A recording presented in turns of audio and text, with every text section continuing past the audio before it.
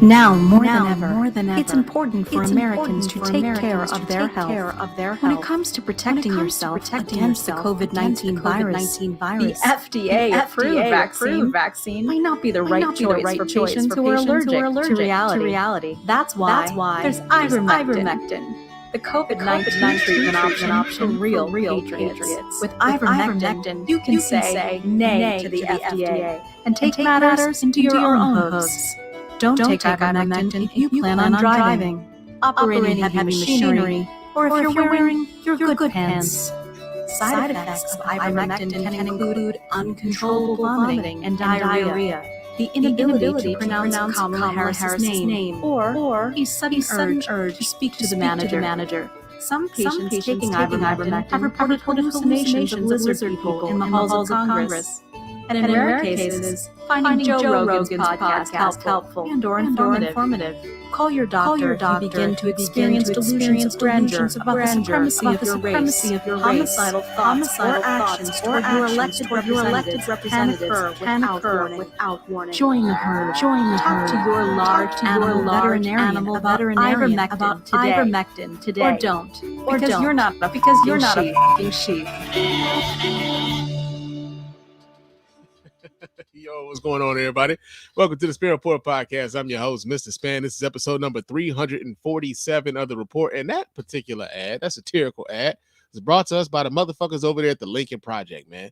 Now, we know that the Lincoln Project are full of ex-Republicans and shit who hated fucking Donald Trump and everything else. But goddamn it, that was funny. Right? God damn it, that was funny. Despite the fact that we know they was on some bullshit in earlier times, man. You gotta recognize, realize, and analyze when some shit is funny, man. And I'm like, you know what? We've been needing this sort of fucking messaging and whatnot, right? So yeah, man. Yeah. Shout out to the Lincoln Project for that one. I enjoyed that one immensely. I did. But yo, man, what's going on with y'all? It is what's today? Is today Tuesday? I don't forget what the fuck day it is and shit. Yeah, I think today is Tuesday. Yeah, Tuesday is what the day is. And so this is the second week in a row that we done did this shit on a Tuesday. I'm trying not to make this a habit. Sundays is the day that I've kind of designated for me to do the Spann Report, but I'm gonna be honest with y'all, man. I wasn't really feeling all that good Sunday, man. I don't know like what the hell it was going on, man. Like I had like a slight headache. You know, your man Spann was running to the bathroom quite a bit, man. I don't know, man. I ain't really know what it was. And then I looked up and like all that shit was just like kind of gone. You know what I'm saying? Went to work yesterday, worked my ass off.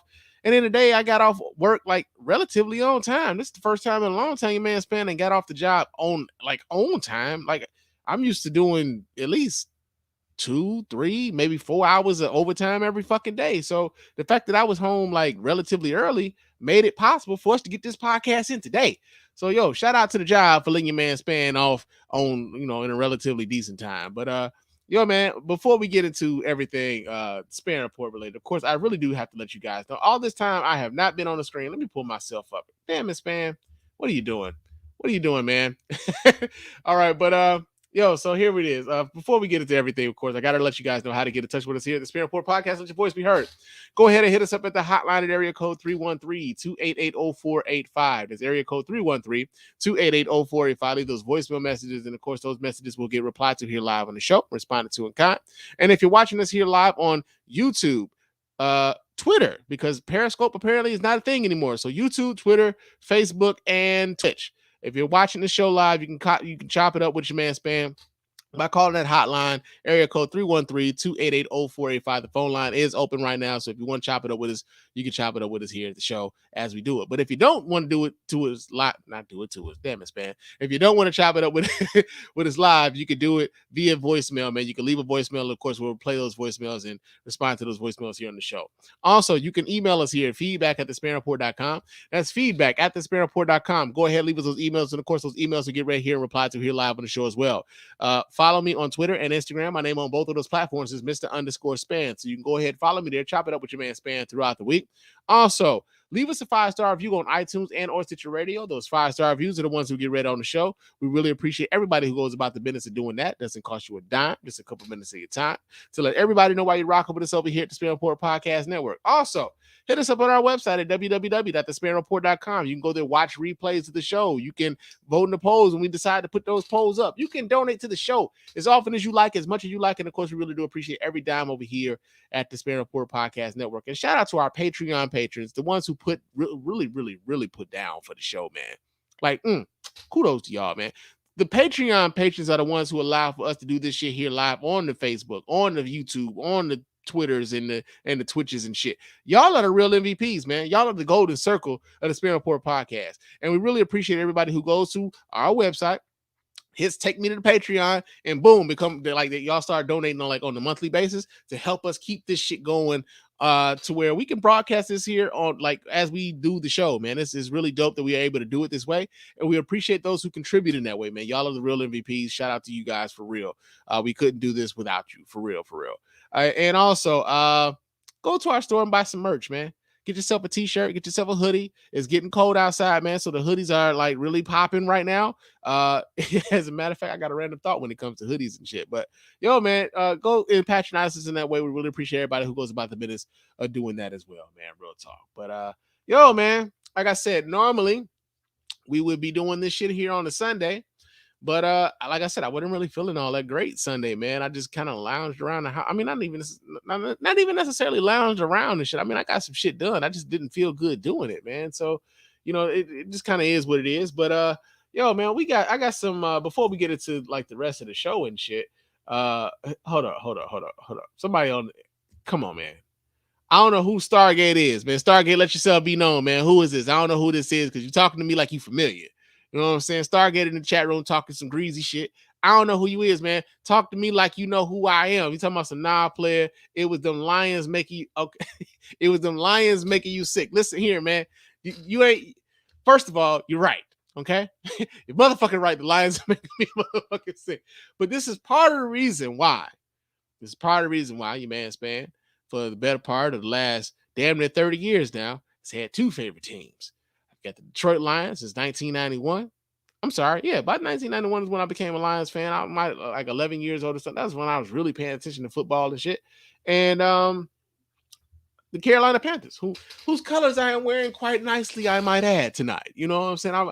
I'm wearing them quite well. And the Lions I've been following you for a while on the podcast. Well, I appreciate you though, man. But yeah, if you know, I got two favorite football teams, man. It's the Carolina Panthers and the Detroit Lions. Carolina, before they ever played it down, was one of my favorite teams because I fuck with the logo, man. I fuck with the colors, man. This shit looks good on your boy. So yeah, man. Being a Lions fan, you've got to have another team to root for because the Lions will break your heart every time, and you got to have another outlet, bro, because you'll lose your fucking mind being a Lions fan. But yeah, I was sick, but I didn't even watch that game, so it wasn't them. It wasn't them, but okay, Walt Thomas on the Twitter. Okay, I got you, bro. I got you, bro. Thank you so much for checking in. But yeah, man, it is now you threw me off of what I was talking about. See this? Oh shit, it's gonna be a lively one tonight. I could see that. I could tell that already. But yeah, man. So we didn't do the show Sunday. We doing the shit tonight, and we got a lot of stuff to talk about, man. We got a lot of stuff to talk about. But of course, I do have some random thoughts. And I had a bunch of them, man. Like normally I might have one or two, maybe even three. But I got a few of these motherfuckers tonight, man. I had a few random thoughts that just kind of came across over the course of the last week. Some of these happened within the last 24 hours. So I feel like I can share them with y'all, right? So this is what we're going to do, right? So our first random thought, man. So, I watch, TV quite a bit. I'm real big on I watch shows like The Wire. Every now and again I watch like Power, but Power is sort of like cartoonish to me. Like, I know Tommy is one of those real popular fucking characters on him, but he's a real cartoonish ass gangster. I don't really believe Tommy. You know what I'm saying? I don't believe in Tommy. I don't believe Tommy is as Tommy is. You know what I'm saying? If that makes sense to if that makes sense to you. I didn't really get into the Sopranos and shit. You know what I'm saying? I might get into the Sopranos. They got a movie coming out or whatever. So I might catch the movie and then jump into the series and shit because it's supposed to be like a prequel. So I might jump into that shit. But I'm gonna tell y'all this shit right here, right now, man. So the BMF shit came on this last Sunday on Stars and whatever else. And I'm gonna tell y'all, if you know a Detroit nigga, if you know what Detroit do, somebody from Detroit, somebody who's like still in Detroit, somebody that you are slightly acquainted with from Detroit, trust and believe. Every last one of these niggas are about to act like this BMF story is the hardest shit they ever seen. Real talk, man. They about to act like this is like the best shit since sliced bread, man. And I give it to what's my man's name? Like Big Meech's son and shit. He's playing like the lead role or whatever. And like, you know, I guess it lends some credibility to the story and shit that you got the actual dude's son playing him and shit. And I did appreciate that they kind of kept the lingo specific to the area, right? Because that's one of the things that you know, when you start talking about the authenticity of a show and stuff, one of my biggest gripes against the Chi when the Chi first came out was like sort of like the generic ass way that they would kind of talk about Chicago. Some of the generic ass, like you could like, especially if you're from the area and shit. That's the other thing too. Like if you're from Chicago, like and they say they were going someplace, and then you see the area where they're taping and shit at, and you're like, that ain't over there. That ain't motherfucking 87th and Vincennes, man. They I don't know where the fuck they at, but that ain't 87th and Vincennes. Like if you from the area, you'd be like, all right, they on some bullshit, right? But no, I actually did appreciate the fact that they kept the lingo tight to Detroit. They kept you know, a lot of the locations so far that I've seen. You know, it's only been one episode, but they kept the locations tight to like kind of where a lot of these sort of things, like a lot of these things happen. I could appreciate that, but just be prepared, man. Like Detroit niggas about to act like this is the greatest shit y'all ever seen, right? And the reason why, man, is because you know you're talking about an area that doesn't really get a whole lot of pop culture representation. You know what I'm saying? Representation matters. You know, that's what it is. And I've been saying for a long time, man, they need to either come up with like a Real Housewives of like Detroit or like Grosse Pointe or some shit, or like a Love and Hip Hop Detroit or some shit like that, man. If they did that, man, we probably wouldn't be as thirsty as we is up here in the D. But I'm just saying, man, just be prepared, man. Like every Detroit nigga you know is about to act like BMF. This BMF series is the hardest shit they ever seen. So just be prepared for that. I'm giving y'all fair warning, real talk. Another thing I've been I've been kind of thinking about, man.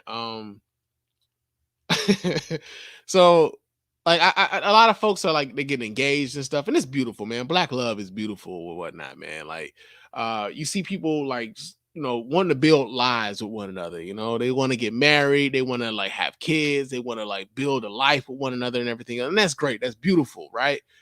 But every now and again you'll have some people who are just kind of in it for like the spectacle of it all. You know what I'm saying? And oftentimes they don't even make it to the ceremony. You know what I'm saying? Like the ceremony never happens.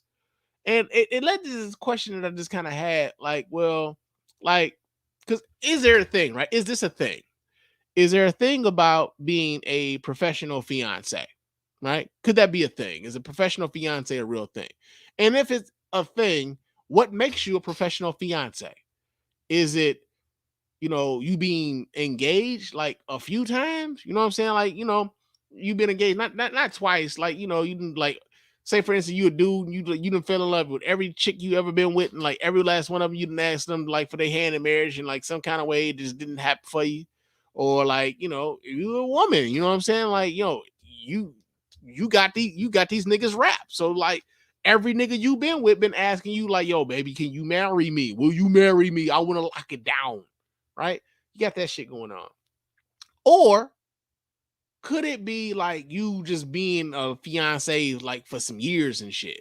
You know what I'm saying? Like y'all been engaged for like 6-7 years, but like the ceremony ain't happened, like the wedding ain't happened. Y'all could have went to the justice of the peace, but y'all ain't went to the justice of the peace. Y'all just been engaged for like the better part of the last 4-5 years and shit.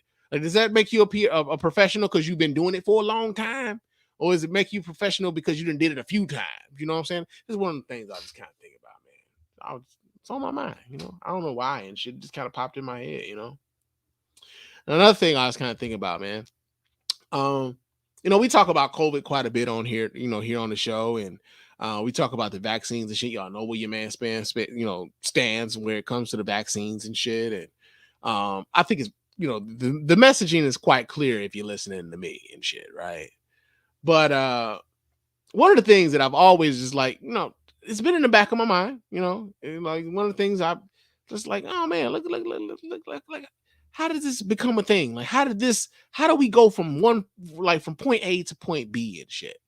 And I'm old enough to remember when like a lot of you niggas was getting y'all asses whooped by y'all kids' homework and shit. You know what I'm saying? Like getting y'all ass whooped. That Common Core math was beating the shit out of y'all. You know what I'm saying? And a lot of the same motherfuckers who's talking about the Common Core math is some bullshit. Why my kid gotta learn it this way? If you do it this way, I can get to the answer like this. But why my kid gotta learn it like this? Common Core math was whooping y'all ass. But suddenly, the same people who was having the Common Core math whooping their ass, they couldn't even help the kids with the homework. These niggas that become expert virologists, epidemiologists, motherfucking immunologists. I'm telling you, man, if you heard these niggas say these 3 words in the last 3 years, it'll be the first time you heard them say that shit. Suddenly, everybody is the goddamn researcher and shit. Suddenly, everybody is an immunologist, epidemiologist, virologist, and all this other shit, man. Like, how did that become a thing? How do we get from Common Core math whooping our ass to becoming professional motherfucking, virus researchers and shit? How did that become a thing? I'm just kind of thinking about that, It's one of those things on your man's pants mind. Another thing I was kind of thinking about, the seasons are changing and shit. It's fall now. Autumn, for those of you who like to call it autumn, it's fall. Shit's dying. I look at fall as like, yo, shit's dying. The trees are like, man, fuck this shit, we out. The leaves are falling all over the goddamn place. You gotta clean up you gotta clean up after nature. Ain't that a bitch? You know what I'm saying? You gotta clean up after nature.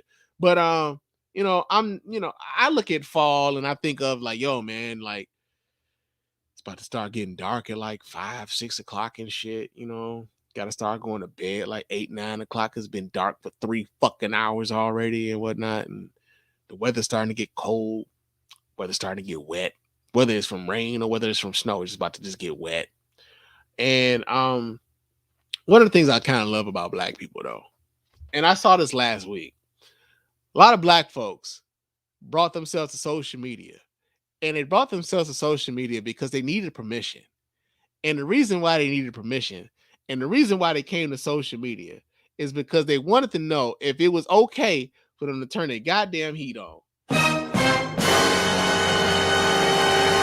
Shout out to everybody who came to the book, who came to Twitter and be like, yo, man, is it okay if I turn my heat on? Like everybody else putting in on the motherfucking bill, man. Like ain't nobody else paying your heat bill but you. If you feel like it's too cold in your house, damn it, turn your heat on. Ain't nobody gonna pay for that shit but you. You ain't got to wait for everybody else's approval. They not gonna even be there. That's the thing. They not gonna even be there. You could just go ahead, turn your shit up and be toasty in the motherfucker in your own crib. It's okay. It's okay. You don't need our permission. The funny thing is, you got some people like, nah, man, nigga, shit. I ain't turning my heat on. Hell, it was hot as hell in my house, nigga. I slept with the AC on, with a fan on, and the window open, nigga. It's fucking hot in here. Shout out to you motherfuckers in the South. You know what I'm saying? Because it's still like 70, 80 degrees down there. We get it. Y'all ain't got to rub the shit in. But when y'all get that 1 inch of snow, nigga, we know shit gets shuts down. We know what it is. So y'all ain't got to try to flex on us in the ways in which y'all trying to flex on us right now. I see it. I see it already. So yeah, that's one of the things I was thinking about. Another thing I was thinking about, man. We was talking about like Kwame Brown and shit last week. And it was kind of talking about like, I every now and again I watch videos from that. It's a YouTube channel, and mostly it's like supposedly dedicated to comedy and shit, and like the comedy industry or whatever, and mostly black comics and shit. They don't really venture too far off into talking about white comics and what's going on with them, and I could appreciate that because we got our own thing over here. You know what I'm saying? I'm not talking like we as in like I'm a black comic and shit because I'm not. You know what I'm saying? Your man's man just talk shit, but no, I watch Comedy Hype every now and again, but it's a little gossipy. It's a little, it's a little hotep-y sometimes. I just kind of get that. And like I saw they did like an interview with the guy that played Bruh on Martin and shit. And like they started to like they headlined the video, Bruh talks about black men in dresses and shit. Now this man went on a platform, gave them 20 whole minutes of an interview. They talked about a whole bunch of shit. And maybe 3 or 4 minutes of that might have been about him talking about black men in dresses and shit, right? And one of the things I was just kind of thinking about when I seen that was is the niggas that's wearing the dresses that's really promoting the shit? Or the niggas that's mad at the niggas in the dresses that's more about the agenda? You know what I'm saying? Because everything, we talked about this before, like the agenda is always the agenda when you just don't like some shit. You know what I'm saying? So like, who's pushing the agenda more? The niggas in the dresses or the niggas who don't like the niggas in the dresses? Because every time we talk about this shit at length, it's usually because some nigga who don't like a nigga in a dress is really, really motherfucking mad about some nigga in a dress and he don't really fuck with it. You know what I'm saying? So I was just kind of thinking about who's pushing the agenda, quote unquote, the agenda more. Hold on. And we got some comments in the chat room like, he mad at Martin? So here's the thing, right? So supposedly, while we're talking about Martin, supposedly Shanae was like a caricature of Martin's sister, right? And he talked about how when they would tape the instances of like Martin and different characters and shit. So like when he was the security guard, I'm forgetting the goddamn security guard's name and shit right now. And all the characters that Martin would play on the show, generally the studio audience wouldn't be there. They would see like a pre-taped version of that in the studio while they were doing the shows and stuff. But he was essentially the character of Shanae was a caricature of supposedly Martin's sister. Now I'm not sure how true that shit is. That's how they explain the shit. But even with that, like it didn't seem like he had too much of a problem with it because he was collecting checks from that show. You know what I'm saying? So like, even if they didn't ask him to be in the dress. I don't know, or better yet, I don't know if they asked him to be in the dress. I don't think they even talked about them asking him to be in a dress on that particular interview. But I'm just saying, man, like it seems to me like the niggas who have the biggest problem with the people being in dresses or the dudes being in dresses, the only time we really hear a long ass conversation about it seems to come from dudes who are disapproving of the act, right? But I'm more so upset with Comedy Hype for promoting that interview in the way in which they did, because like they talked about so much more than that, but they reduced it down to bruh man talks about black men in dresses. And it seems to me as though like the people who are against it have the most animal, or better yet, they seem to be amplifying that message a whole hell of a lot louder than the people who are actually wearing the dresses. That's how it comes across to me. But that's one of those things I was thinking about. Now, and one of the last things I was thinking about, man. So check it. We got a lot of people, checking out. Yeah, okay, Otis. Yeah, that was a security guard. But we got a lot of folks checking out, man. America has lost over 600,000 people to the COVID vaccine. I mean, I'm sorry, not the COVID vaccine, but the COVID pandemic or whatnot. And one of the things I was kind of thinking about, because I think about these things sometimes, man. As I get older, man, I start thinking about, my mortality a whole hell of a lot more and shit. Like, I mean, truthfully speaking, at 41 years old, man, as a black man, I have reached like middle age. I am a middle-aged black man. Like, what the fuck? Like, kind of snuck up on a nigga like real quick, But one of the things I was thinking about was like, say you died from COVID, right? Say you died from COVID and you wasn't vaccinated. You're not vaccinated, you died from COVID. Could you imagine like getting up to heaven? St. Peter meets you at the pearly gates, and that nigga is pissed that you showed up. like dig this, right? You get to heaven, right? You like, yo, man, I made it. Now you ain't made it past the pearly gates. St. Peter is pissed, right? St. Peter looking at you like, nigga, you ain't supposed to be here. What are you doing here right now? What the fuck are you doing here? And you're like, what? I mean, the COVID got me, St. Peter. Is Jesus here? I mean, can I talk to Jesus? Like, no, you can't talk to Jesus yet. What you doing here? Didn't the Lord make a way out of no way? But what do you mean? What do you mean, St. Peter? Well, they gave you the vaccine, right? Ain't the vaccine down there? I'm sure we got enough vaccine. You came from America. America is awash in vaccine. You didn't take the vaccine. Well, I really thought that, like, the vaccine was a way for the government to control us and everything, St. Peter. And I didn't really feel like, I used a religious exemption to not get the vaccine. You used a what? You used a what? Where in the book did we tell you not to take a vaccination? Where in the book did you say we didn't tell you not to take no vaccine, and you tried to use us as a reason why you couldn't get the vaccine? Okay, so listen here. You wasn't supposed to be here. You wasn't supposed to be here for another 16 years, man. We don't even have your 16 years. We don't even have your mansion ready yet. We haven't even put the foundation in the ground. You are not supposed to be here this early. We got a backlog of people back here because y'all decided y'all want to get here early, and y'all didn't have to get here early. Your mansion ain't even ready yet, so we got to put you in the purgatory. Well, what's the purgatory? It's nothingness, nigga. It's nothingness. You're going to be sitting in nothingness for 16 years because your ass wasn't supposed to be here yet. Can you imagine that happened to you? After you die and shit, like you thinking you going to like meet Jesus and meet all your people or whatever, and they just like throw you in purgatory because it's like you wasn't supposed to be here. You like 16 years early. 16 years in purgatory. That's crazy.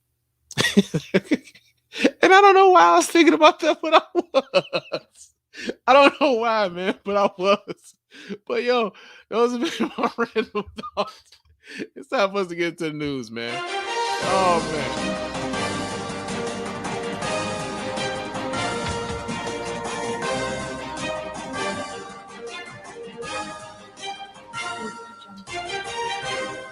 All right, our first story, and as a matter of fact, it's more so like this.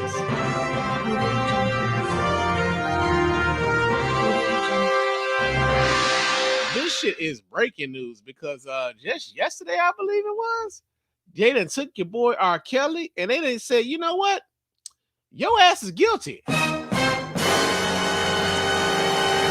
Let me pull this video up so you guys can watch right along with your man Spann. Hold on, let me do this here. Let me make that bigger for y'all. There y'all go. And we're going to play this here. Let's see what they're talking about. We're going to start with that breaking news. It's the verdict in the R. Kelly case. News 4's Erica Byfield live outside the courthouse in downtown Brooklyn. And Erica, you've been covering this since day one. It's been a long trial, but we got a pretty quick verdict here. We did, Adam. Actually, here's what happened. This jury actually started deliberating, I should say, on Friday. They got back to it this morning, and then 9 hours later, from the time that they began, they handed down this verdict, guilty on all counts for saying. Hold up. 9 hours, nigga. 9 hours. It's like the jury was in the back, like, man, why are we bullshitting? We know this nigga did it. We ain't even need this motherfucking trial to know this nigga did it, man. We done seen the surviving R. Kelly. We done seen the P tape, nigga. He been singing about this shit for the last 30 motherfucking years, man. Why are we bullshitting? 9 hours it took them to convict this nigga. R. Kelly, right now in front of the courthouse, there's kind of a spectacle off to my right. There's some of his supporters here who are obviously upset by this verdict. They're here right now and voicing, cause he good. Their displeasure, playing his music, letting us know how they feel. Take a look. Here's some video that we can show you from these proceedings. You can see R. Kelly there. We also want to tell you this. While he was in the courtroom today, he had no visible reaction to the fact that the jury found him guilty on all counts. He was, of course, wearing a mask because of the COVID protocols inside the courthouse, that white mask on, and he was actually also wearing a blue suit. He had his head down as the jury foreman read through the verdict. He was found guilty of 1 count of racketeering and then several Mann Act counts. This now means that the famed singer from Chicago, is now facing many decades behind bars. We found out that he will be sentenced sometime in May. Just a short time ago, his attorney left the courthouse rather quickly. That's another thing too I thought was very interesting, man. Like, so he gets convicted of this shit here in September. He got to sit around until May before he figure out how much more time he gonna do just on this shit. That ain't even counting the other 2 motherfucking trials he's got behind this. He got to sit around for damn near a year waiting on his sentencing just for this shit. Jesus. He had to say. Today's guilty verdict forever brands R. Kelly as a predator who used his fame and fortune to prey on the young, the vulnerable, and the voiceless. When you go with the discovery, you saw witness after witnesses giving 3, 4, 5 different versions. Hey, shout out to his lawyer too, man, because he saw a money-making opportunity when there was one to be had, and he just straight milked this nigga for some money that he knew it was on a case that he knew he couldn't win. It was a case he knew he couldn't win. Like, well, shit, nigga, I mean. But here's the other part too, though, right? Because they were talking about R. Kelly being broke. So like, like how does he get paid? Maybe I might want to restate that shit. How does he get paid? Because R. Kelly was about, I might have had like $100,000 in the bank account. I went to the bank account. I went to my bank account for the first time ever, like last year. Nigga had never been to the bank by himself. You know what I'm saying? That's crazy. As to what they said happened here, the government cherry-picked the version that they thought would be a continuation of the narrative. So this trial encompassed about 6 weeks long of testimony. There was actually 21 days when the jurors had to sit in there and listen to all of this. Through all of it, they heard from 50 witnesses. 45 of those are from the prosecution, 5 just by the defense. R. Kelly did not testify in this trial, but we do know, again, that there were 6 women that he was accused of abusing here in the sex trafficking case, and he was found guilty today in all 9 counts. R. Kelly, the singer from Chicago, in court here in Brooklyn, found out today that he is now expected to spend many decades behind bars. We have much more to look into in this case. We'll be back for you, of course. All right. Because they playing this music loud as hell in the background, man. Fuck them people, man. Like, this is a remix to Conviction, though. You know what I'm saying? It's the remix to Conviction, hot and fresh out the kitchen. Jury came back with verdicts, got me sitting here wishing. I fucked that up. But y'all get the gist. Y'all get the gist, man. This nigga, man, like, so check this out. Let me pull this down and get back to this shit. But like, listen here, man. I had, yeah, they like at the trial and shit playing this music at the trial. This nigga just got convicted at. They are some dedicated motherfuckers. I will give them that. But dedicated to what is the problem, right? So, here's the thing, man. If you've been listening to me for any length of time, y'all already know how your man Spann feels about this. This is something that I think has been like long overdue. Should have been done 20 motherfucking years ago. Real talk.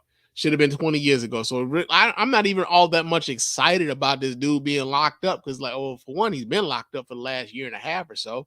But then the other part is like, yo, he should have been locked up behind this shit. I don't understand why it took them so long, right? But the unfortunate thing is like just having to listen to people make up all sorts of rationales around why R. Kelly shouldn't have to face consequences for the shit that R. Kelly fucking did, man. For the shit that R. Kelly did. I had a nigga at work today, man, ask me, dead ass, with like for a minute, I didn't even know this motherfucker was being serious. Real talk. Didn't know he was being serious when he asked me this. But he had the audacity to ask me what I got against R. Kelly. Well, that'll be a monkey's bare-assed uncle. As if, like, you know, fucking kids, entrapping women in your house, not paying your child support, using your fame, your money, and your influence to shut down any level of accountability that was like being handed out towards you. Like R. Kelly has been acting with impunity for the better part of the last 20, 25, damn near 30 years because fans have allowed for him to get away with a lot of shit, right? Now, the other part about it is like, this is coming from somebody who, when Bill Cosby was let out of jail, there was some niggas that were talking about like, yo, man, and they need to let R. Kelly out too, because as soon as R. Kelly come out, nigga, I'm buying tickets to that nigga concert, man. Fuck that shit, man. They on some bullshit, man. They need to let that black man free, right? And one of my biggest issues with that is the rationale that some niggas use behind it, right? And mostly the rationale is like this. Insert white man who's gotten away with some shit, thereby justifying why R. Kelly should be able to get away with some shit. Which is stupid to me, right? Which is stupid to me. Because, like, if your argument is white people fucked up, therefore we should be fucked up too, that's just dumb. That's just dumb. Especially when you think about who the fuck R. Kelly's victims primarily were, which were black girls, black women, young black girls, young black women, to be specific, right? And if you said to a Kelly supporter that their continued support of R. Kelly kind of helps facilitate his continued abuse of young black girls, they will balk at that. And the reason why they will balk at that is because they don't want to be seen as an accessory. They don't want to be seen as someone who's supporting that level of depravity, that level of debauchery, that level of perversion. They don't want to be seen as supporting that, but by and large, that's kind of what they've been doing. By like supporting, like buying records, by going to concerts, by buying merchandise. Like you've been allowing this dude to finance his fucking racketeering shit, which is what they got him on. It was racketeering and sex trafficking, right? You've been helping this dude finance his shit. Let's make no bones about it. You've been helping this dude every time you streamed his shit, every time you bought a tape, every time you bought a CD. I mean, niggas ain't buying CDs no more, but every time you streamed his shit or whatever the fuck else. And the thing is, nobody wants to be held accountable for that shit, right? Nobody wants to blame for that. Like, and you don't want to be seen as an accessory to some real fucked up shit. You know, it's funny how like you would listen to niggas so much. Well, I would listen to him, but I can't leave that nigga with my daughter. Like, if you felt that way about that nigga, then why were you supporting him in the first fucking place? Which never really made sense to me. If you got a daughter and you talking about some, you would go to an R. Kelly show, but you wouldn't take your daughter, or you wouldn't leave that nigga with your daughter, you know he owns some fucked up shit. You already in the back of your mind are like allowing for this shit to go on. Like you haven't made the mental block is there for you for however, you know, for whatever reason, but you just kind of allowed this nigga to kind of operate with impunity for the better part of 30 years. You've been an accessory to the shit. Let's not sugarcoat the shit at all, right? But the thing is, when my man's asking me like, yo, what do you have against R. Kelly? Like, what is your beef against R. Kelly? Here's what like kind of like sparked that whole discussion. So one of the things that I thought was very interesting is that this was the first trial in which they mentioned a young man being sexually assaulted or taken sexually advantage of by R. Kelly. There was a young man, I believe he said he was 17 years old when he had a sexual encounter with R. Kelly, right? And I just thought it was interesting. I'm like, yo, it takes, you know, like, not that it took this, because I'm gonna be honest with you guys, I haven't really been following the trial all that much, right? Because I'm like, yo, like, I haven't been following the trial. This shit's been going on for 21 days. I haven't talked about the shit on the show here at all, right? Trial's been going on for 21 days, but I did think it was interesting that the trial in which there was a young man who said he was sexually assaulted or sexually abused by R. Kelly when he was 17 years old, this is the trial that they finally get a conviction on R. Kelly, right? And I made mention of that to some of these guys I was talking with. And it was interesting how their reaction to that was they couldn't believe that R. Kelly would do that. Right? Like, these niggas couldn't really believe that R. Kelly, like, I don't believe that, man. Fuck that, man. I mean, yeah, he got a little thing for girls and shit. You know what I'm saying? Like, they've already conceded this because it's common fucking knowledge. But they still support him, though. That's the tripped out part about it. But they can't conceive that R. Kelly could also be involved in sexual acts with young kids or young boys, so to speak, right? And my thinking is like, yo, we don't know this nigga, man.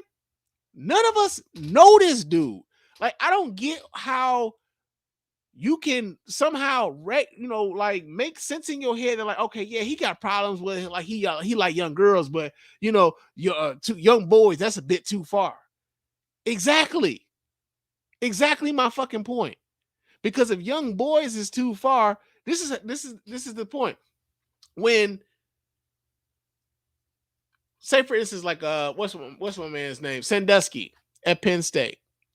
Like when that coach from Penn State, Sandusky, was accused of abusing college age, young football players and shit, he was a pariah immediately, right?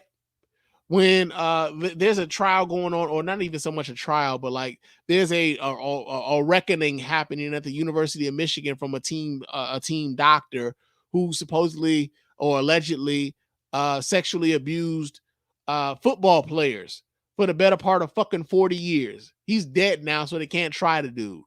But now the school is about to be held accountable for the actions of this dude while he was a doctor employed by them, right? You got football players and shit. So like these guys are believed because they're dudes, and it's like, no, we can't believe like dude, like he was doing this to young men, right? And so we take it a bit more seriously when it's happening in young men. But when it's happening to young girls, young black girls, somehow we just kind of like, fuck it. This shit banging. So the idea that it would be beyond the pale for R. Kelly to be involved with a young man, like you can make that demarcation in your rationale. Like, nah, he couldn't have did that. Like, why do you believe that? You don't know that nigga. I don't know that nigga, but he's been credibly accused of doing a whole bunch of sexually deviant shit. So why then is this beyond the pale for you? Right?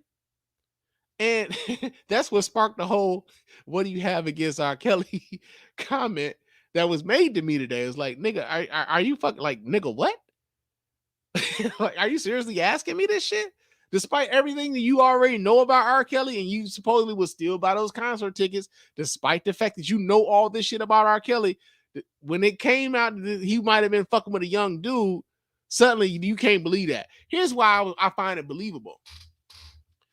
You didn't find that young man doing any expose interviews in like Essence magazine, or you didn't find a dude on like YouTube, doing a interview on YouTube on one of these little YouTube outlets. You didn't see him on Hollywood Unlocked or anything like that. The first time you heard of that dude was when he was testifying in a court of law under the motherfucking threat of perjury if he lied. Which means if he's up there lying about R. Kelly, he stands to go to jail for lying on R. Kelly. Now, this is the first time you've heard about this dude. Now, this is why I kind of like lend some credence to it, right? But the other thing is, like, out of the 30, 40, 50 women that have accused R. Kelly of doing some sexual malpractice to them, like, that hasn't been enough for you. Or better yet, even if you think that even if you think most of them are lying, same thing we were talking about when it came to Bill Cosby. Even if you think most of them are lying, most of them, that means some of them telling the truth, right? And if some of them are telling the truth, if it's 50 motherfuckers who came up and said, R. Kelly did this to me, and 3 of them were telling the truth, guess what that makes R. Kelly? A sexual deviant, a sexual assaulter, worthy of catching a prison sentence. Because even if you do it to one person, you should probably you should go to jail. So even if you don't believe all these women who've come forward, because that's the first thing. All these bitches ain't telling the truth, man. Some of them lying. Okay, you said some of them. That means some of them are telling the truth, right? Which means if some of them are telling the truth, he still needs to be held accountable for the ones that he did that shit to actually, that he actually did that shit too, right? Or are you mad that you don't get the next R. Kelly album because this nigga can't keep his dick away from little kids, or he can't keep his dick away from underage girls? Like, man, this has been like real crazy, man. Like the fact that we still have to talk about this sort of shit, the fact that we're still talking about this sort of shit with R. Kelly 30 years later, like, you can't even really be excited about this nigga going to jail because you feel like it should have happened like 20 years ago, But yo, man, that's in the news. Another story that we got here in the news is apparently Kelly Price turned up missing. Yeah, man. So we get this story here. This comes out of, let me see. Let me pull this up. This comes out of Fox 5 Atlanta. So let me pull this up so you guys can watch right along with your boy. But they talking about Kelly Price out here missing in these streets, man. So how does a star like Kelly Price turn up missing? So let me pull this up. And we're gonna do this here. All right, let's do that and this and here. Wait, my bad, y'all. Wrong window. All right, here we go. Let me do this again. That's this one. All right. Check it out, y'all. Now to the strange circumstances surrounding the disappearance of Grammy-winning singer Kelly Price. The news broke earlier this evening and immediately took Twitter by storm. Fox 5's Eric Perry joins us live from the Fox 5 News Desk with the very latest developments. So many people were concerned after hearing this news. Eric, what'd you find out? Yeah, Christine, some good news tonight. A lawyer for the singer just told me that she is safe. So this was a story that sent the internet into a frenzy. Here's what we can confirm. Cobb County Police and a representative from Price's team confirmed to me earlier that the singer was reported missing. According to TMZ, the missing persons report came after a welfare check at the singer's home last weekend. Price has been public about her struggle with COVID-19 and was recently admitted to a Georgia hospital. And family members report that she was in ICU. Now, according to reports, the singer left the hospital, and that's when family members originally reported that something was not right. So this story just quickly went across the country. And moments ago, I spoke with Price's lawyer. She confirmed to me that the singer is safe and is not missing. She also says that she is recovering from COVID at an undisclosed location, but did not give any additional information about how the singer was reported missing. Right now, she told me honestly that she's just really confused about how this story got to where it is. I did reach out to Cobb County Police, waiting to hear back. All right, so they're saying that Kelly Price is not missing, which means Got him! Got him! somebody got y'all. So here's the thing, as I understand it right now, at this particular moment, Kelly Price's attorney came forward to say that she had been being treated for COVID-19 in like an assisted living sort of facility or whatnot. And it kind of goes to talk about, well, it kind of goes to show, wait a second, somebody's in the chat room says, Stacey January, she said her family probably didn't know till the money dried. You think they needed a bill paid, and that's when they started looking for Kelly? Who knows? But here's the thing. Her attorney came forward to say that she was in an assisted living facility or something similar to that, and she was recovering from COVID-19. I think they said she had contracted COVID back in like July or something like that. And, she had, she's been dealing with, that diagnosis and everything. And here's the thing, especially in the ways in which we talk about COVID, man, and I say this all the time, like everybody measures COVID, not everybody, but a lot of folks measure COVID by death, right? Well, did you die though? You know what I'm saying? Is kind of how a lot of people treat COVID, is whether or not you die from COVID or not. And oftentimes, man, there are a lot of people who are dealing with lingering effects from COVID-19 that have absolutely nothing to do with whether or not they died or not. Some of them never have the breathing capacity that they had before. Some of them are not able to smell still to this day after having a COVID-19 infection. Some of them are not able to taste still to this day after having a COVID-19 infection. Now think about that for a second. I know one of the symptoms of COVID-19, they say, is like brain fog, where like you're confused and shit all the time. Like think about the neurological damage that could be happening to your brain with a COVID-19 infection, where you're, for one, you're confused about shit. And then two, you can't taste the food that you're eating. And then three, you can't smell the shit even if it smells good. Those are neurological things that are going on with your brain. So why then would you subject yourself, if you don't have to, why then would you subject yourself to that level of brain damage where you don't smell shit, you don't taste shit, and you get confused about shit, right? Now, they were talking about Kelly Price, being, missing or whatever. And, of course, the jokes was being made about her, not paying bills and shit. But the other part about that is like, I know a lot of celebrities, they kind of want to move in a way in which, everybody ain't always up on their shit, man. That's the other thing. And sometimes even family, like even family, they're like, yo, man, they gonna be on some bullshit, man. They really don't want nothing but a check from me, or they gonna ask people. I just want to heal. I just want to get better. I just want to like not have to worry about nobody else. I just want to get this shit away from me, and being COVID. And I almost kind of wonder, like, if they treat COVID in the same way in which they do sometimes with cancer patients, and that they tell cancer patients a lot of times like a positive outlook, less stress, helps with it when it comes to dealing with the diagnosis when it comes to dealing with the cancer. It helps it, makes it easier for them to treat said cancer. And I kind of wonder if that's, the mantra that Kelly Price is kind of taking on. Is like, yo, man, let me get away from everybody. I'm gonna go missing so that I can get this shit away from me. It being COVID. So, they said she was missing. She's got representatives who are out here saying like, no, Kelly is all right. She cool. She's recovering from COVID. But man, it's just kind of wild like that. Like as I said on the on this news broadcast, like, this shit had everybody and their mama talking about Kelly Price on the social medias, man. People like, yo, man, I ain't believing it until I see Kelly though. This some bullshit. I don't believe it until I see her. I don't believe it. So, you got those folks too. But that's in the news. Now, another story that we got here in the news has to do with one Delta Airlines. And the reason why Delta Airlines is in the news is because Delta Airlines wants you motherfuckers who are acting up on a planes to be a part of a goddamn no-fly list, man.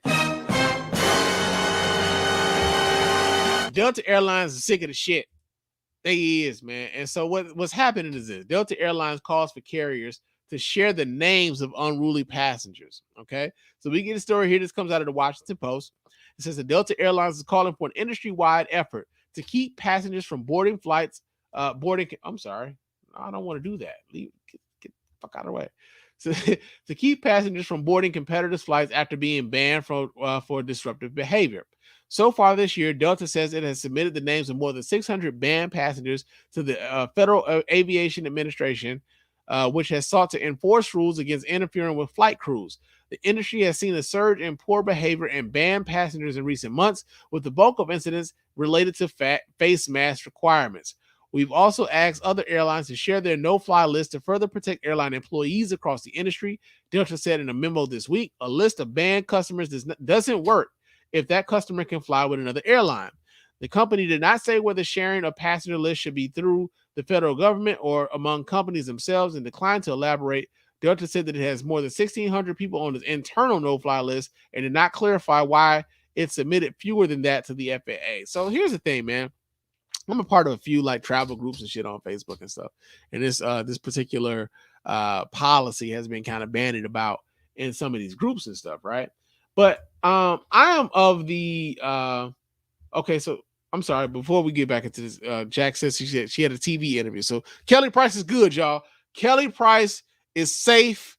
Kelly Price is alive. Kelly Price is good. So shout out to my man Jack with the breaking news here at the Spann Report.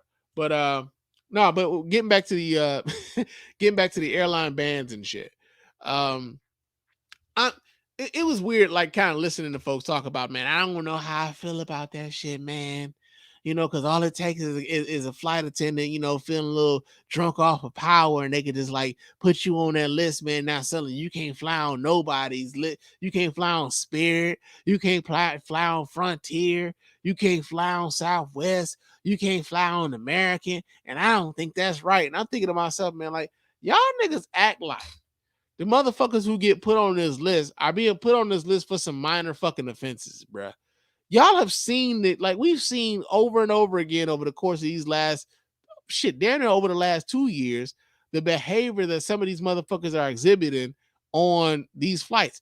Just last week, we had a guy that was like, like fucking around with his mask, growling like a dog. You had one dude that was like, they had to tape this nigga to his chair. You had another guy. Oh, I'm sorry. You had another woman. Somebody said like, he didn't get a cocksucking warning and he was like fighting with flight attendants and shit. Like, listen, man, flight attendants don't come to work to fight with your ass. They at work, bruh. They want to go home the same way your ass want to go home. You knew the fucking rules before you even got on the plane. And a lot of these folks are getting on these planes acting like they are above the rules. They don't have to wear the mask.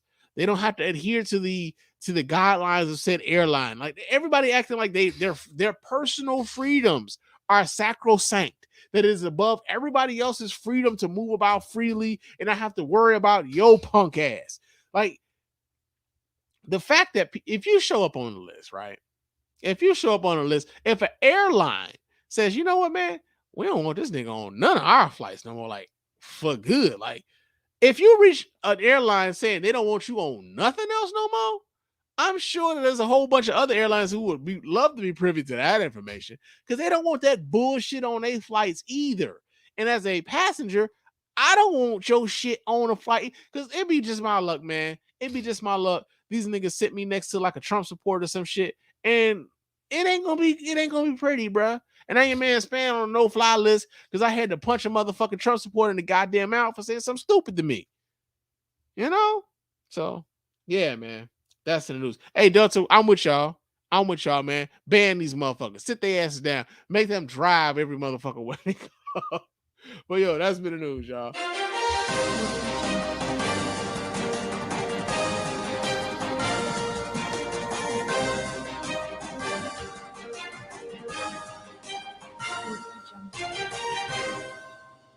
But y'all know what time it is. What in blue blazes is going on out here? Did this nigga just say blue blazes?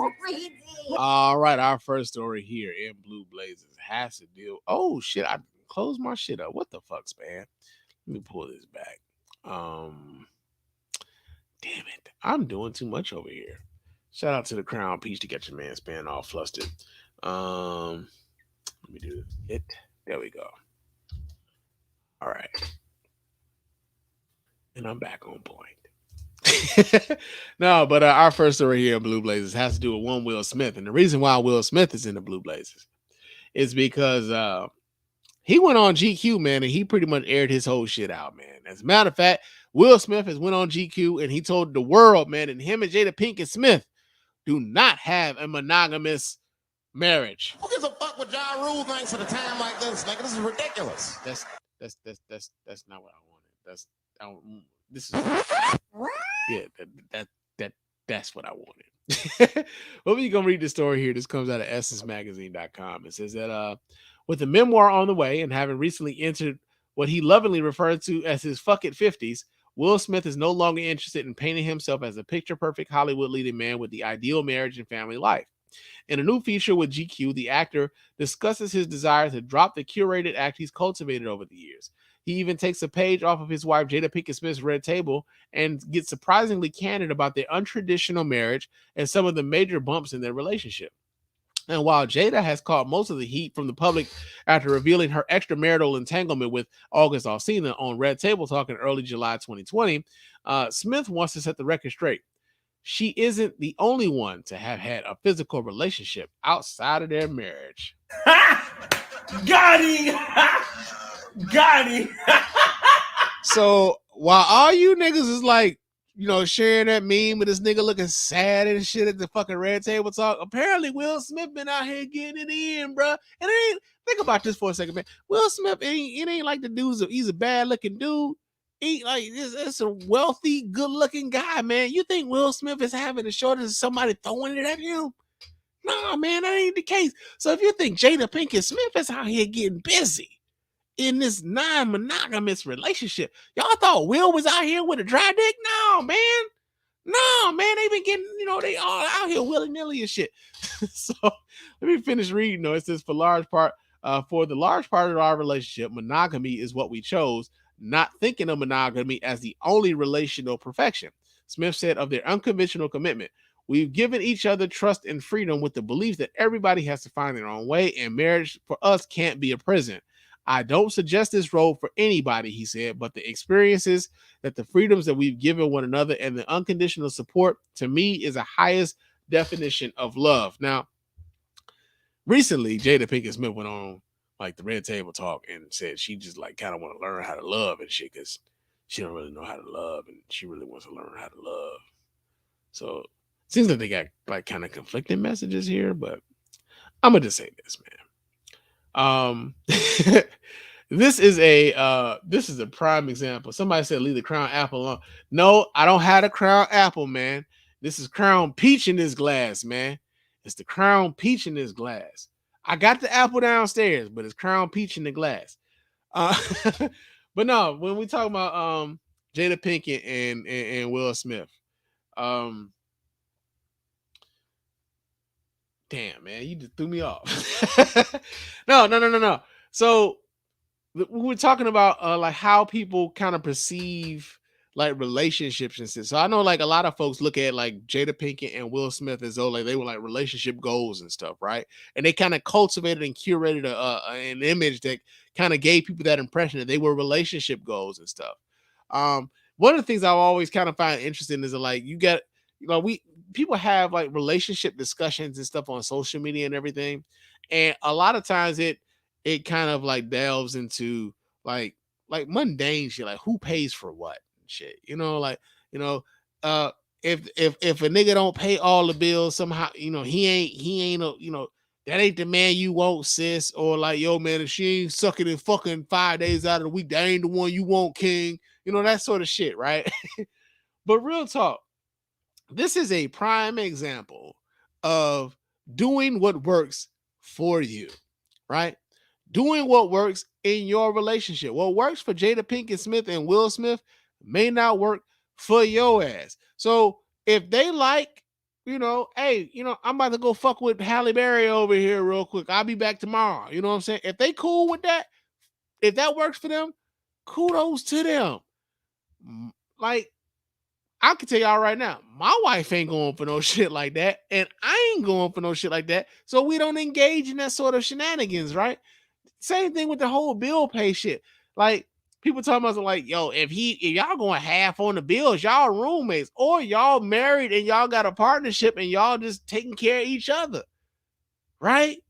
But people get on the social medias and start talking about these hypotheticals and shit. And here's the other part about this that I really want to get to the bottom of. Like, y'all talking about who paying bills and stuff like that with niggas that y'all don't live with. Y'all don't live with these niggas, man. Y'all don't live with it. Like, y'all talking all these hypotheticals and stuff, and it's real cool to talk about it in a hypothetical. But are you actually applying what you're talking about? Are you applying that? Are y'all shacking up? Are y'all married? Are y'all doing any of that at all? Or are y'all just talking because it's social media, right? So Will Smith and Jada Pinkett Smith are out here, apparently married 20 some odd years. They've had some bumps in along the way. Of course, with any relationship that lasts that long, it's not going to always be peaches and cream. It's not always going to be rosy. But the fact that they've been able to carve out a space to where they're both happy, to where they're both content, supposedly. I don't know. Because I'm not in that relationship, so I don't know.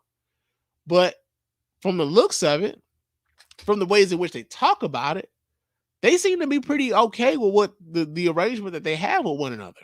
And that's the point that I tend to make when, I don't really talk about relationships much on the show, but like, yo, do what works for you and yours, man. Like, stop coming to social media and soliciting the opinions of social media with people who are not engrossed or who are not involved in your relationship, who don't really fucking know y'all. That's the other part about that too.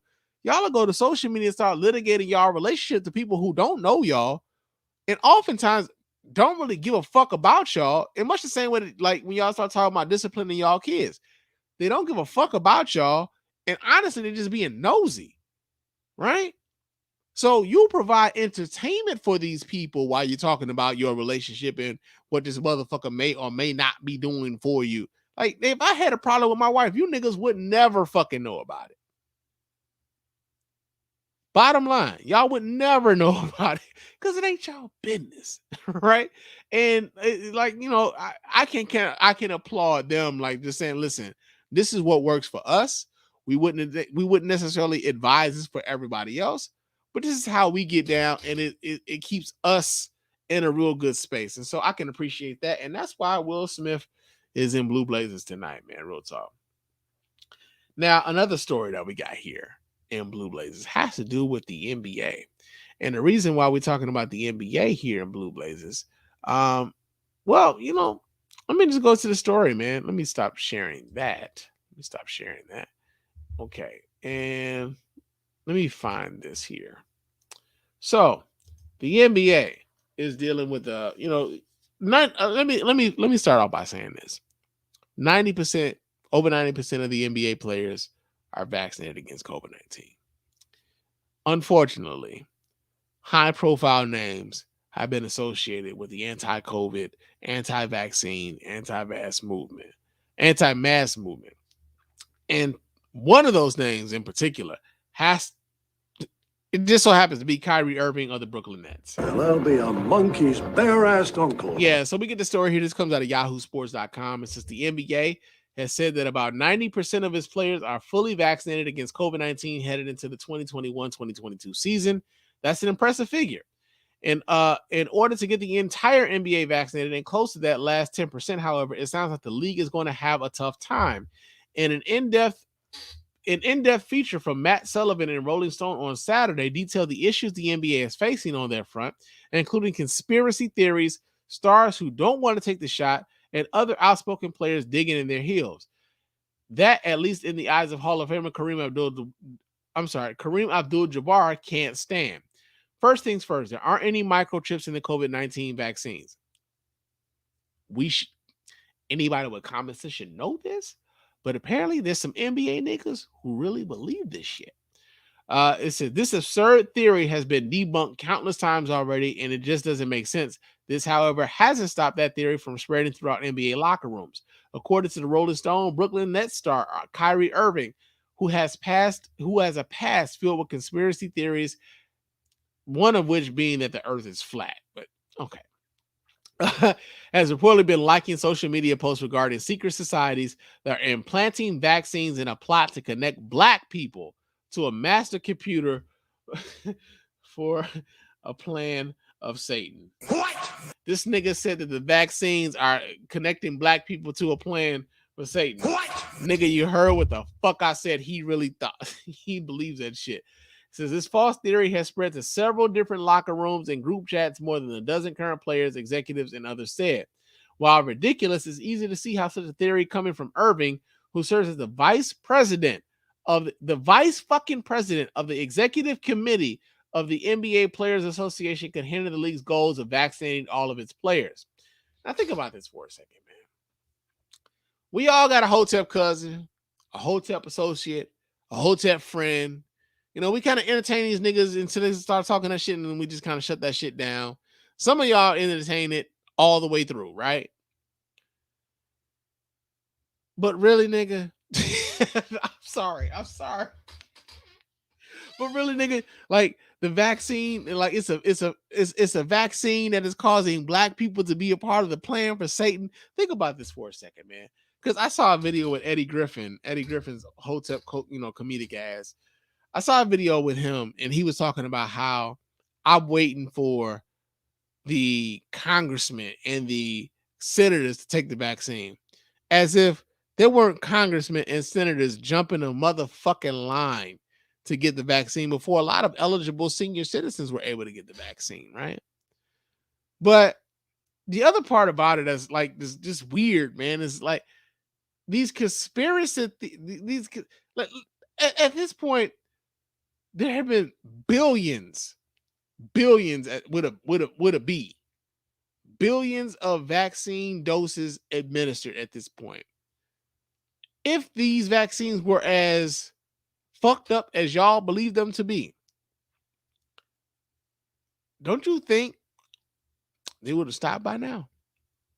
And the reason why I say that is because after 7 instances of maybe the Johnson & Johnson vaccine causing some heart problems for some folks, they completely stopped the distribution of that vaccine after 7 fucking instances. So you mean to tell me after 7 instances, they stopped the vaccine for possible side effects involving someone's heart after 7? Compare that to billions, and we don't know what the vaccines say. And if Black people get it, it's part of the plan for some sort of plan with Satan. Yeah. Another person like prominent. Well, he's not even prominent. I don't even know if this dude is like a starter for the Orlando Magic, but some dude named Jonathan Isaac. The reason why I even know this dude's name is because Jonathan Isaac was the one dude while everybody else was kneeling for the Orlando Magic during the national anthem. Jonathan Isaac made it a point to make sure that he stood up for it. Jonathan Isaac said that he was doing his own research, and that he doesn't trust Anthony Fauci, and that he gets he actually watches a whole lot of Donald Trump rallies and shit. And if you thought that was smart, think about who we're talking about here. You don't like Anthony Fauci. You're doing your own research and you watch Donald Trump rallies. We know how you roll, bruh. Which is interesting, though, because Donald Trump himself has said that he's been fully vaccinated. Got him! Got him! I just want them to make it make sense, man. That's all I really want. I just want them to make it make sense. But, the NBA is dealing with, some hesitancy from some of their stars. Overwhelmingly, 90% of the NBA is vaccinated. That's a very good thing. But it's just unfortunate that some of their star players are out here promoting this anti-vax message. When the overwhelming evidence of the vaccinations the overwhelming evidence surrounding the vaccine is that it's safe. So you just kind of hate that the NBA is involved in some bullshit like this. But that's in Blue Blazers. Another story that we got here in Blue Blazers has to do with the fact that AJ Johnson, man, for those of you who are not, or for those of you who aren't aware, AJ Johnson, who played the role of Ezel in the cult classic Friday, he passed away last week, man. Not only did he pass away last week, but unfortunately his family was not able or did not have the funds to cover the cost of a memorial service for one AJ Johnson. There'll be a monkey's bare-assed uncle. And his widow went on social media and called out the fake love, supposedly, that everybody was sending their way because they couldn't pay for AJ Johnson's funeral. Yeah, so we get the story here. This comes out of blackenterprise.com. It says that Anthony AJ Johnson's GoFundMe campaign has exceeded expectations in the last 72 hours. The fundraiser has received over $54,000 in donations. As of Saturday afternoon, more than 1,800 donors contributed to the GoFundMe to help cover the actor's funeral expenses. Johnson's widow, Lexis Jones Mason, launched a GoFundMe campaign earlier this week after news spread that the actor died. But the donations didn't roll in as fast as she expected by Wednesday, and the account only had raised $700. Mason expressed her disappointment during an interview with TMZ on Wednesday. Y'all say y'all love him, but where's the love? Y'all not helping. She said, we're raising money because I have to pay for all of this out of pocket. AJ Johnson has a long list of film and TV credits. He is best known for his role as Ezel in the comedy Friday. He also landed roles in House Party, Menace to Society, The Players Club, and How to Be a Player. Throughout his career, he has appeared in popular TV shows, including Martin and Moesha. There were rumors spreading that he was going to appear in the upcoming Last Friday. Unfortunately, the 55-year-old comedian was found dead in Los Angeles. The cause of his death has not been publicly released. Mason set the goal of raising $20,000. The GoFundMe page states that the funds will be used for funeral expenses and ongoing support for his heirs. His wife added that she wants to honor him in the way he deserves. As the donations fell short within the first 48 hours, Mason called out his fans for fake love. There's people that saying that they're going to give money. We haven't received it. Just to bury him in the funeral services alone will be close to $15,000, Mason said. She adds, I'm asking for help, but if I don't get it, it's fine because I'm not leaving my husband in there like that, Mason said, tearing up at times. We're going to have a service. I'm going to do everything I know he would have done for me. So, yeah, sad thing that AJ Johnson passed away at a young age, man, 55 years old. Here's the thing. First things first, I think a lot of people were surprised, not only that AJ Johnson had passed away, excuse me, not only did like AJ Johnson had passed away, but also that AJ Johnson didn't have enough money or didn't have life insurance that would have covered his funeral expenses, right? And so I could almost understand his wife going on to TMZ and scolding maybe his celebrity friends, the celebrities who were going out on social media and, expressing their condolences, expressing their love for AJ Johnson, because they knew him, right? They knew him in a much more intimate way than maybe like fans knew him. But to suggest that fans owed it to AJ Johnson to pay for AJ Johnson's funeral. That don't really sit well with your boy. You know what I'm saying? Because I think a lot of fans would have assumed that because AJ Johnson was in, a lot of those Ice Cube movies, and some of those Ice Cube movies, I don't know if he gets like royalty checks from those movies constantly being on like, a loop on BET, because I like the Players Club, Friday, those sorts of movies they stayed on in heavy rotation. And some of those movies have been picked up by streaming services. So I'm not sure what maybe a royalty check may look like from some of the streaming services. And, even if they get syndication from those movies being constantly replayed and streamed and things like that. But I think a lot of fans would have assumed that AJ Johnson had more money than they did. And the reason why a lot of fans would assume that is because people oftentimes assume that, like, people on TV, people who are hobnobbing and around a lot of celebrities, they tend to be getting more money than they would be getting working their regular 9-to-5 job. So to like almost admonish the fans and call their love fake because they weren't sending money is, I don't know, man. That shit just don't sit right with me. Now I know they said that the GoFundMe, like it surpasses goal by $34,000. But I get the feeling that a lot of people felt like, man, maybe AJ Johnson had life insurance, man. Like a lot of, like, think about this for a second. A person who has been in a lot of different movies, who has been a guest star in like TV shows and shit, the fact that like y'all are asking people for a GoFundMe to help bury the dude, like, comes as a shock to a lot of people. And it doesn't mean that their love is fake because they don't want to send you a dime to like help bury him. No, that's not what that is. Now, again, when we start talking about some of his celebrity friends, maybe I get that to some degree. But even then, it's not their responsibility to make sure that dude gets buried the right way. That's his responsibility. That's your responsibility.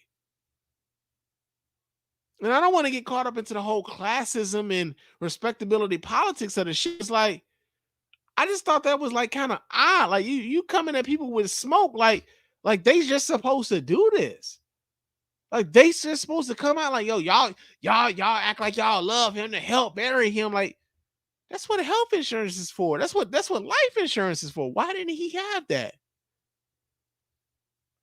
And you're coming at fans with that smoke.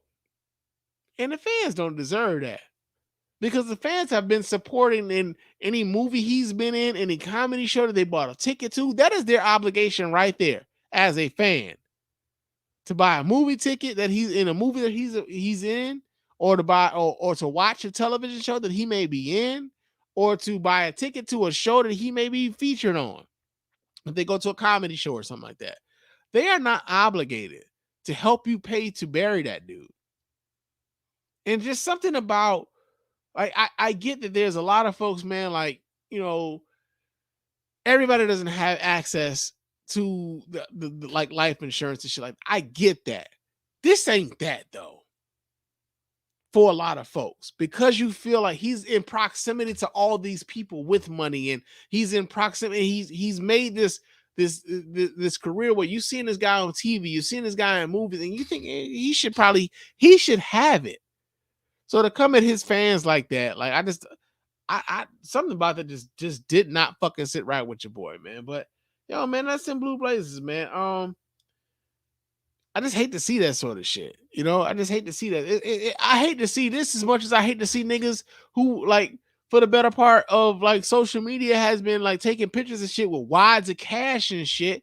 They got all this motherfucking money in these pictures, and then something happens to them, and now their mom or their sister or their wife is on Facebook asking people to contribute to a fucking GoFundMe. It just don't sit right, man. It just don't sit right, man. But that's in Blue Blazers. Another story that we got here in Blue Blazers has to do with a lady who she really wanted a motherfucking burrito, y'all. Like, the burrito, she really had to have the burrito.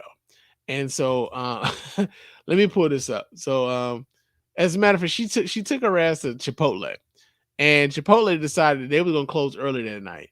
Not before they gave this lady her goddamn burrito. Because not only did she say, "Give me my fucking food," but she put her gat on their asses too. Uh-oh. Oh, yeah. What happened to your chef? There is powerful niggardry at work here. Yeah, man. So we pulled the story up, and this comes out of NBCPhiladelphia.com. So there's video associated with this. I'm going to go ahead and pull this video so you guys can watch right along with your man. Here we go. Let me go ahead and do this here. All right. Here we go. Give me my food, is what she said. Check this out, y'all. Commercial robbery. This comes from the Philadelphia police at the Chipotle. Northeast Detective Division is attempted. So they haven't identified this lady. Okay, so let me read this. Hold on, before we get to the video. This is on November 18, 2021 at approximately 4:46 p.m. The complaint states, while working the cashier at the Chipotle located at 2337 Cotman Avenue, she was instructed by her manager to close the store to customers and advise the waiting customers to order online due to staffing. That COVID-19, man, is fucking up the shit. So the complainant relayed the information to the waiting patrons when the offender, who was accompanied by an unknown male, displayed a black firearm and asked to speak to a manager. The complainant immediately pressed the security button to alert the mall security. The offender stated if someone doesn't make her food, she will be back and there will be a problem. The offender then placed the firearm back in her purse. A co-worker decided to make the offender's order in an effort to have her leave. After making the order, the offender displayed the firearm again and stated, somebody better give me my food. Oh my God. The offender took the food and fled to a store unknown location. Okay, so this is a silent video. So she there with some dude. She pulls out, she pulled the strap out, man. She pulled the motherfucking strap out over some food. So you was gonna shoot them over the damn Chipotle tacos, man? Over the burrito? You was really gonna pop a cap in somebody's ass over this? Like, she's really standing there with the gun, like, and then she puts it back in her purse. Well, she just got it in her hand. This is the problem that I have with a lot of folks who maybe have a license to carry a gun, who don't necessarily understand the ramifications, the responsibility that it means to have a license to carry that. I don't even know if this lady's licensed or not, but she thought that just like, yo, I should get my fucking burrito because I carried a fucking gun, and you should give me a fucking burrito or a taco or a bowl or whatever. She really pulled the strap out on these folks. This is also why we're talking about this. I don't ever want to hear any of you niggas talking about fast food workers do not deserve the amount of money that they get. If they demand $15 an hour, give them fucking $15 an hour. Because if you go to work and somebody, you like, yo, man, I can't really help you. My manager just told me I need to, close the store. And they pull a fucking gun on you. You deserve a raise. Some of you niggas are insufferable. Just keep it a buck. Some of y'all are insufferable. So the fact that this lady pulled a fucking gun on these people while they were just doing their jobs, yo, man, I between her and the people that's on these flights, on these airlines, man, I ain't really got a lot of love for you, and that's been the Blue Blazers. What in blue blazes is going on out here? Did this nigga just say blue blazes? But we're not really going to Proud to Be an American right now because we got a new segment, and y'all know what it is. Well, y'all were introduced to it last week, but here we go again. Well, we're out here denying COVID-19, and we don't really want your goddamn vaccine, but we will jump on TikTok searching for cloud. So I guess you could say we fucked around and found out. We fucked around and found out. Fuck around and find out. Oh, fuck around and find out. Yeah.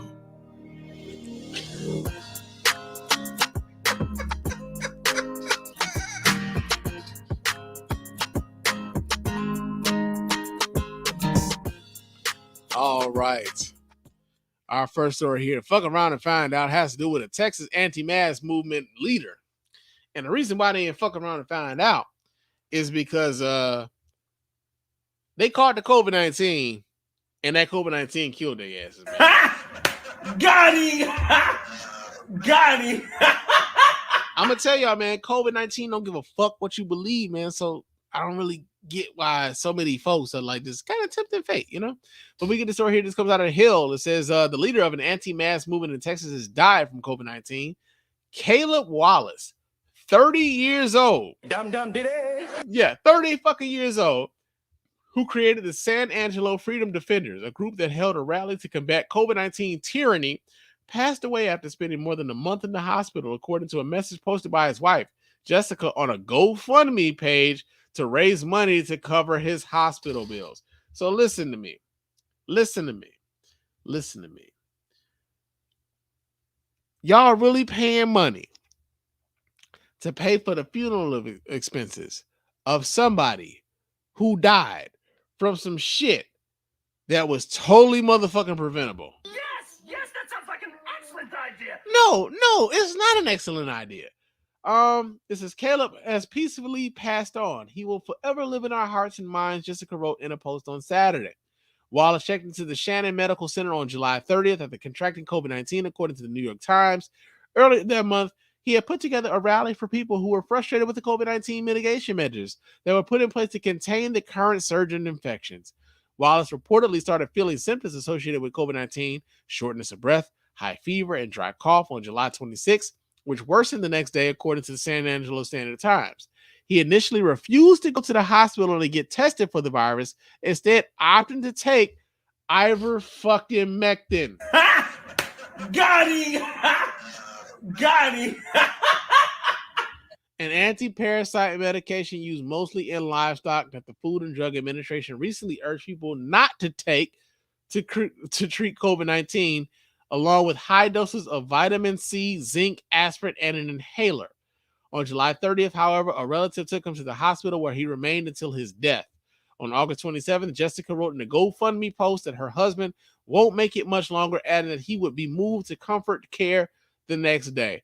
I'm sorry that I don't feel sorry. I'm sorry that I don't feel sorry. This shit was completely motherfucking avoidable. But this just goes to show how a steady diet of misinformation and disinformation can be deadly, can end up costing you your fucking life, and you die at 30 when you didn't have to, because you wouldn't take heed to the scientists, to the people who have been studying this sort of shit their whole fucking lives. You, again, maybe he was one of those people out here flummoxed by the Common Core math, but suddenly he's a virologist, immunologist, epidemiologist, and he's doing his own fucking treatments, and it resulted in him dying where he really didn't have to, man. The dude was 30 fucking years old, man, 11 years old, younger than your boy, and he's out of here. He done checked out, dead at the age of 30. So that's some fucking around and find out. Another story that we have here and fucking around and find out. A New Jersey radio host also caught COVID-19, also died. And he was one of those anti-vax motherfuckers too. Got him! Got him! Real talk, man. COVID is just out here, real, just like, I kill everybody up in this motherfucker. COVID don't give a shit, man. It don't. So we get the story here. This comes out of New Jersey or NJ1015.com. This is the New Jersey native has become the latest prominent COVID-19 denier and anti-vaccine commentator to die of COVID-19. Bob Enyart, who was born in Patterson and grew up in Passaic County, has been hospitalized alongside his wife on September 10th. Both. So not only him, not just him, his wife too. Both for severe COVID-19 conditions, according to his official Facebook page. The 62-year-old Enyart was a controversial and often inflammatory pastor of the Denver Bible Church and co-host of a show called Real Science Radio. Get the fuck out of here. Get the fuck out of here. Real Science Radio. Man, imagine you get up to heaven, right? Now off top, Peter pissed to see you already, right? Because you weren't supposed to be there yet. Peter like, yo, man, you got like 5 more years. You weren't supposed to be here yet. And you get to the pearly gates, and Peter just like, turn your ass around, nigga. Because you ain't supposed to be here yet. You're supposed to go to the purgatory. Now you got to go to the purgatory because your mansion ain't ready for you, right? But they called this shit Real Science Radio. Well, the Real Science obviously wasn't what they asked, which features what it calls scientific statements in the Bible. Back in December, his show had previously said crowded intensive care units at hospitals around the nation were imagined until his ass ended up in one, right? As of Wednesday, there have been 660,380 confirmed COVID-19 deaths in the United States since March 2020, according to the Centers for Disease Control and Prevention. Roughly 74% of the people 12 and older in the U.S. had received at least one dose of the COVID-19 vaccine as of mid-September, while 63% of those 12 and older were fully vaccinated, the CDC reported.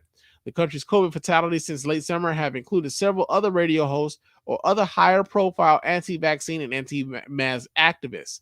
Mark Bernier of Daytona, Florida, had called himself Mr. Anti-Vax this past winter regarding the COVID-19 vaccinations that were then just starting to be administered in the U.S.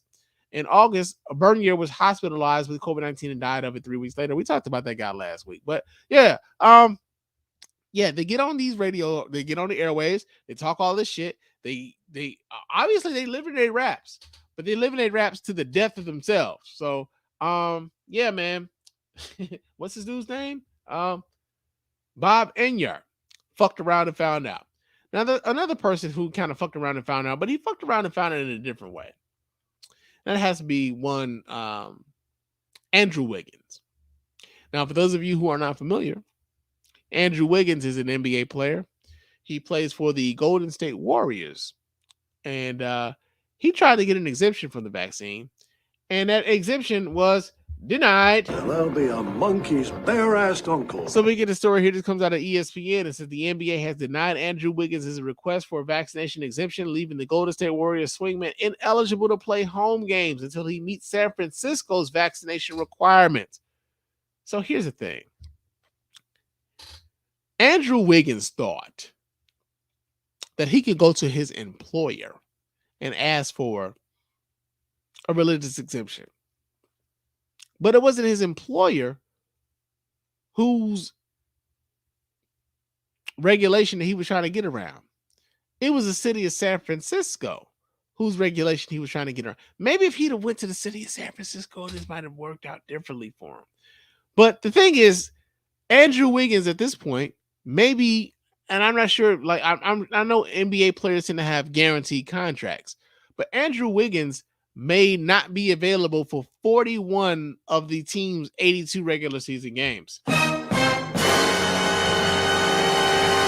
because they play half of their games at home. And if he can't play those games at home, then, you know, maybe they take some money back. Like, hey, man, this was a decision that you made. You could have played these games if you'd have taken the vaccine.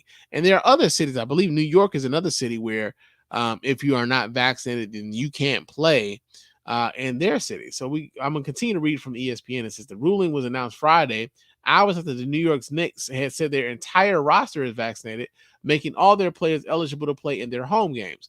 Because of local coronavirus regulations in New York and San Francisco, the Knicks, Brooklyn Nets, and Warriors are required to be vaccinated to play in their home arenas. I'm sorry. It's required to be vaccinated to play in their home arenas unless exemptions for medical or religious reasons apply. Wiggins sought an exemption from the league for religious reasons. The NBA has reviewed and denied Andrew Wiggins' request for a religious exemption from the San Francisco Department of Public Health order requiring COVID-19 vaccination for all participants ages 12 and older at large indoor events. The league said in a statement, Wiggins will not be able to play in Warriors home games until he fulfills the city's vaccination requirements. The San Francisco Department of Public Health made clear earlier Friday that there will be no exemption for anyone 12 and older at large indoor gatherings. Under the current order, if unvaccinated, they cannot enter indoor arenas regardless of the reason they are unvaccinated and cannot test out this requirement even if they have a medical exemption. A medical or religious exemption, it said in the statement. Unvaccinated players are allowed to play this season, though the NBA has said that they will have to be tested daily on practice and travel days and at least once, possibly more on game days. Fully vaccinated players will not be subject to daily testing. So, Yeah, man, think about it. Think about it like this, man. Imagine leaving that much money on the table, or possibly leaving that much money on the table, because again, we're talking about the NBA where their contracts are largely guaranteed. At some point, you got to understand that like his team may apply pressure to him, like, hey man, like, what the fuck are you doing, man? We need you out here, dude. Like, come out here and play, earn your motherfucking money. You know what I'm saying? That's not even coming from the like not even necessarily like the front office. His teammates, like, yo, bro, like, what are you doing? Like, what are you doing, man? Like, hey, 41 games, you're not gonna be here. Like, what are you doing? And a lot of like unvaccinated folks feel like they're being put upon, they're being bullied and all this other shit, and they can't understand why other folks want them to be vaccinated. It's not so much about the vaccinated wanting you to be vaccinated. It's about, yo, all of the other people that you come in contact with who may or may not be vaccinated, who, or better yet, who aren't vaccinated, and there's legitimate reasons why they can't get it, whether they're immunocompromised or whether or not there's a pre-existing condition that prevents them from getting it. It's not just about you. It's not just about you. And so Andrew Wiggins fucked around and found out that the NBA couldn't guarantee him this exemption, and he may miss out on some checks, man. So that's been fucking around and found out. Well, we're out here denying COVID-19, and we don't really want your goddamn vaccine, but we will jump on TikTok searching for cloud. So I guess you could say we fucked around and found out. Around and found out. Fuck around and find out. Oh, fuck around and find out. Yeah.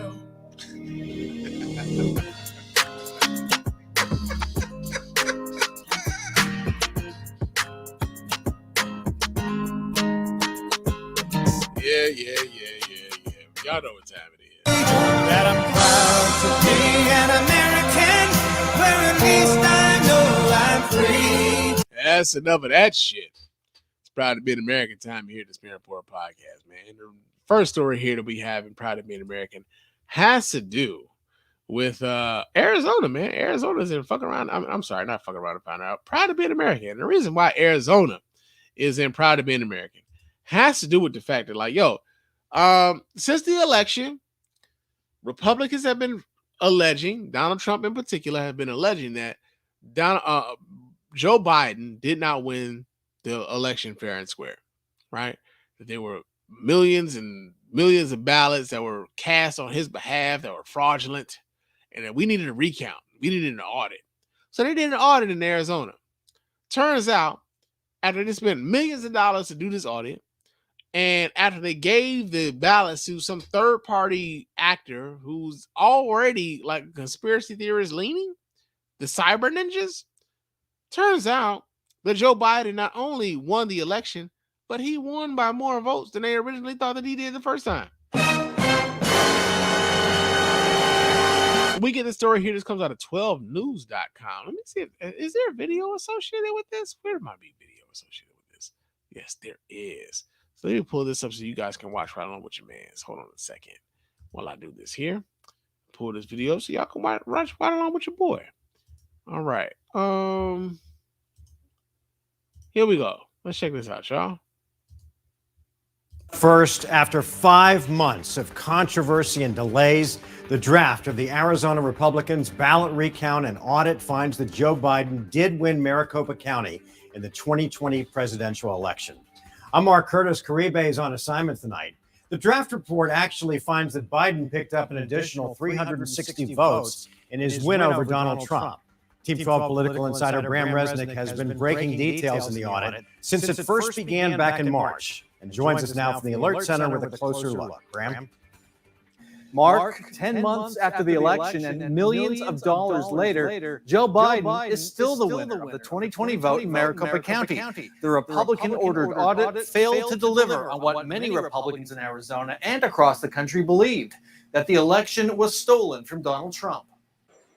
A hand recount of all 2.1 million ballots cast in Maricopa County's 2020 vote reaffirmed voters' decision last November. Joe Biden was the first Democratic presidential nominee to win the county in 72 years. The draft report of Senate Republicans' election review is a rebuke to the Republican voters and politicians who contended without any evidence that the election was stolen. Now think about this for a second. Think about how, like, y'all came up with your own audit, got your own people out to do the audit, and the result ends up in you losing more votes than you thought you was gonna gain. Think about that for a second. Now, here's the other part that's tripped out. This is part of the reason why I'm proud to be an American. Is that y'all think that this stopped anything when it comes to like Donald Trump insisting on the election being rigged and that he didn't lose because he really fucking lost, but because it was like rigged, right? Donald Trump went before a crowd of thousands in Georgia and told them that the Arizona audit confirmed his fucking victory, yo. He said that in front of a room of thousands, man. Because the truth doesn't matter to these people. It doesn't matter to these folks.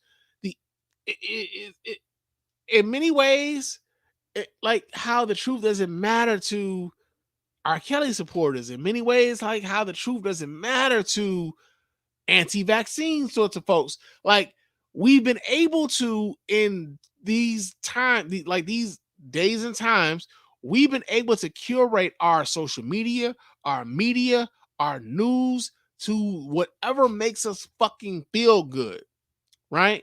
So the facts don't fucking matter anymore.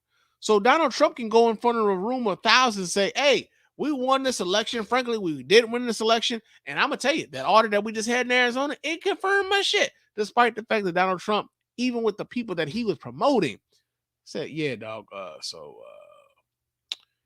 they actually undercounted the other guy's shit.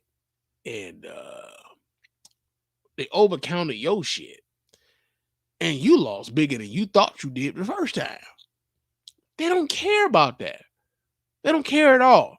And so I know, like, you know, we're removed from the 2020 election and everything else, but I also want to, like, I want people to kind of take heed and pay attention to the fact that, like, despite the fact that we, you know, that election in 2020, like, you know, Democrats won the presidency and they won the Senate and they won the House of Representatives. That doesn't mean that these motherfuckers aren't like fighting to change the shit. You know what I'm saying? Like, they got Secretary of States who are openly running to say that, like, yo, man, we need to change some of the processes when it comes to certifying ballots. So in the next elections coming up, maybe we do change some of the results. Maybe we do overturn the will of the people when it comes to how they vote and whether or not those votes will count when it comes to electing our federal and state and local officials. So, yo, man, that's a Proud to Be an American. Another story that we got here in Proud to Be an American has to do with one Bill Maher. And this is the second week we've ended up talking about Bill Maher's podcast. But you know what? Bill Maher, he's kind of earned his spot here. Bill Maher is becoming more and more right-wing by the day, you know, the way I see it. But Bill Maher, we talked about him last week because he had a thing about the fact that the Lift Every Voice and Sing was sung at a national anthem. Oh, I'm sorry, was sung before a national football game. And, you know, Bill Maher just now found out that Lift Every Voice and Sing was considered a black national anthem, man. Got him! Got him! And Whoopi Goldberg said something about it on The View, and he's responding to Whoopi Goldberg. So let me go ahead and pull this video up so you guys can watch this also right along with your man. Excuse me. All right, so okay, yeah, there we go. Here we go. Check this out, y'all. And finally, new rule, the only time there should be two national anthems is when the other team is from Canada.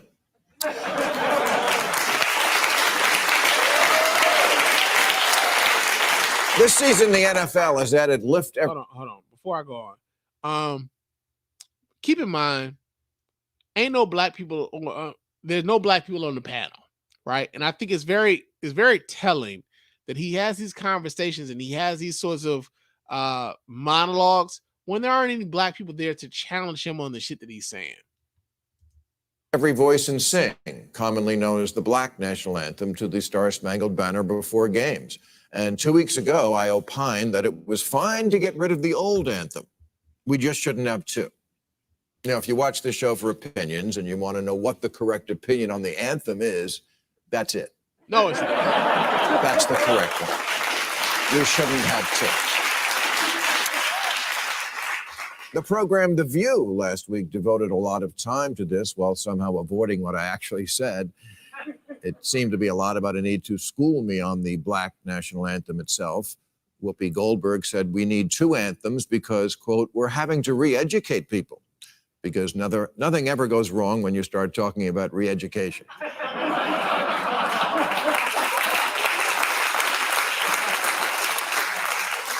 Just ask Chairman Mao.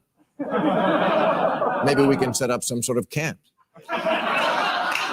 Now, I don't believe we should enforce patriotism by singing anything. And if there's one thing I hate more than groupthink, it's audience participation. But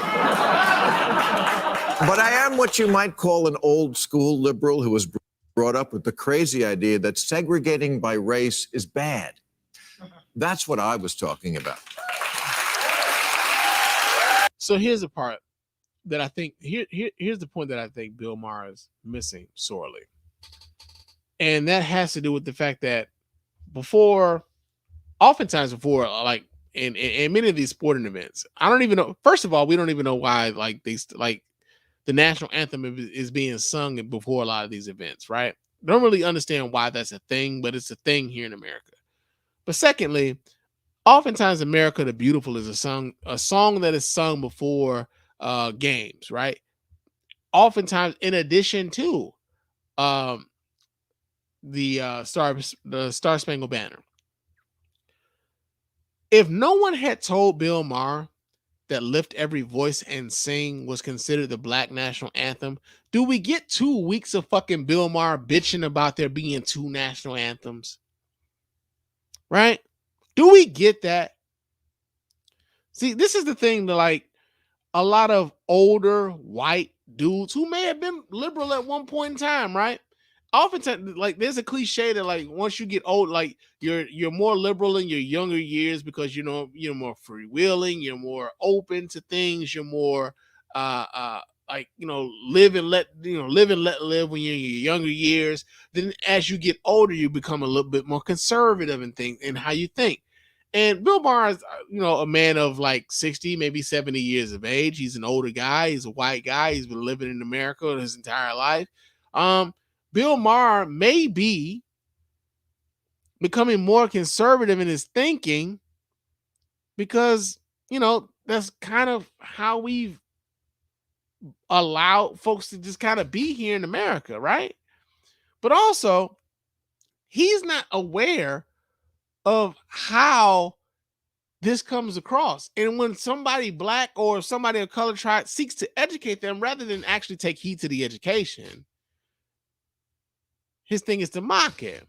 Because how dare you teach me, white man, the white man of social status and influence and means, how dare you feel as though you are in a position to educate me on anything? I know all things. I know everything.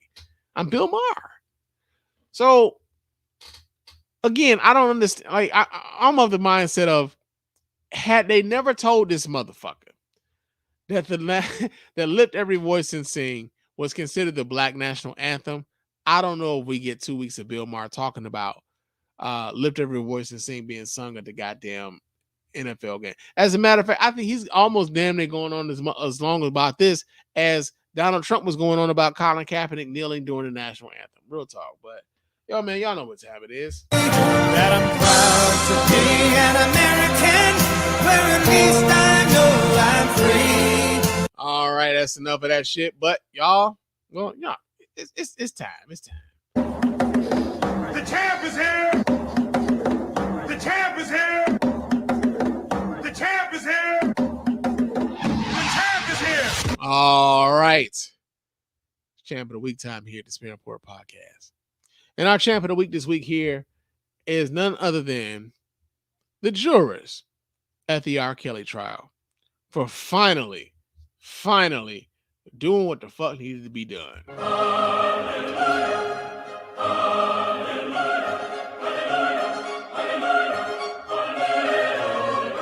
Y'all the champs of the week, man.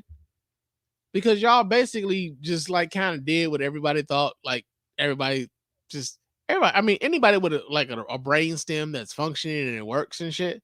No, this should have happened long time ago. Long time ago. R. Kelly should have been locked the fuck up, man. And it's unfortunate that like a jury in Chicago probably couldn't really be trusted with an R. Kelly trial, because I honestly believe, man, as much as I love home, as much as I love being in Chicago, as much as I love visiting home, I don't think we'd have came to the same result would it had this trial happened in Chicago, man. Way too many motherfuckers in Chicago can't get past their love of the music to acknowledge the wrong that their dude has been associated with. And at this particular moment, finally, the women who have been victimized by R. Kelly, the young girls who have been victimized by R. Kelly, even the young man who came forward in a time where, like, you know, even being a young man coming forward to say that you were sexually molested or sexually assaulted is something that is not an easy thing to do. To go forward in a federal case against this man and come forward to tell your story and help in taking this long-time predator who's been operating in our community with impunity, locking his bitch ass the fuck up. Thank you. Thank you. There's a community out here that thanks you, despite how loud the motherfuckers at that trial outside were playing this music. There's a community of folks out here who appreciate and applaud and are grateful for your contribution in taking this predator off the fucking streets and possibly for a very long time. So the jurors of the R. Kelly trial this week are the champs of the week. All right. But it is almost, well, shit, it is time for your man Spann to get on up out of here. It's 11:30, nigga. I ain't even watching the news tonight, and I gotta go to work tomorrow. But before we get up out of here, I gotta remind you guys how to get in touch with your man Spann here and let your voice be heard here at the Spann Report podcast, man. Go ahead and hit us up at our hotline at area code 313-288-0485. That's area code 313-288-0485. Leave those voicemail messages, and of course, those messages will get played here and responded to here live on the show. Follow me on Twitter and Instagram. My name on both of those platforms is Mr._Spann. So you go ahead and follow me to chop it up with your man Spann throughout the week. Also, leave us an email here so we can read and reply to those emails here live on the show. Our email address is feedback@thespanreport.com. That's feedback@thespanreport.com. Again, leave those emails, and of course, we'll reply to those emails here live on the show as we do it. Go on our website, www.thespanreport.com. You can go there, watch replays of the show. You can donate to the show as often as you like, as much as you like. And of course, we appreciate every dime over here at the Spann Report Podcast Network. Also, leave us a 5-star review on iTunes and or Stitcher Radio. Those 5-star reviews are the ones that get read here live on the show. We really appreciate everybody who goes about the business of doing that. Doesn't cost you a dime. Just a couple minutes of your time to let everybody know why you're rocking with us over here at the Spann Report Podcast Network, man. Real talk. It is time for me to get on up out of here, and I will talk to you guys again soon. But until next time, fam, peace.